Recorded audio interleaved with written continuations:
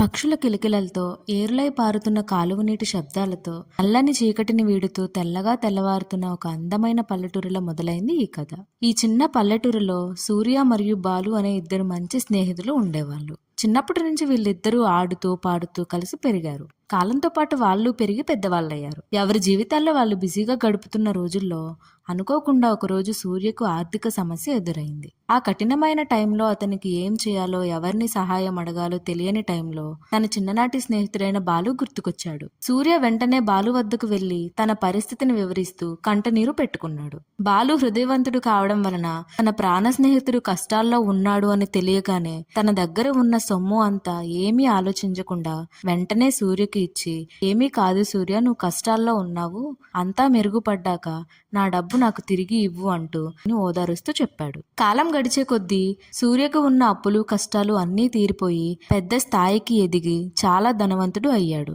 కానీ బాలు ఆర్థిక సమస్యల్లో చిక్కుకున్నాడు. అతను చేస్తున్న బిజినెస్ లో నష్టపోయి డబ్బు అవసరపడి సూర్యను ఆశ్రయించాడు. బాలు సూర్య వద్దకు వెళ్లి సూర్య మంచి చెడ్డరు అడిగాడు. కొంతసేపు మాటల తర్వాత అతను వచ్చిన విషయాన్ని చెప్పాడు. సూర్య, నేను కూడా ఇప్పుడు చాలా కష్టాల్లో ఇరుక్కుపోయాను. నాకు ఇప్పుడు డబ్బు అవసరం చాలా ఉంది. నేను నీకు ఇచ్చిన డబ్బును తిరిగి తీసుకుందామని వచ్చాను అన్నాడు బాలు. దయచేసి ఇవ్వమని ప్రార్థించాడు. కానీ అప్పటికే స్థాయి పెరిగి డబ్బు అహంకారంలో ఉన్న సూర్య బుద్ధి మారిపోయింది. ఏం బాలు, నీకు ఇంత చిన్న డబ్బు కూడా కావాలా?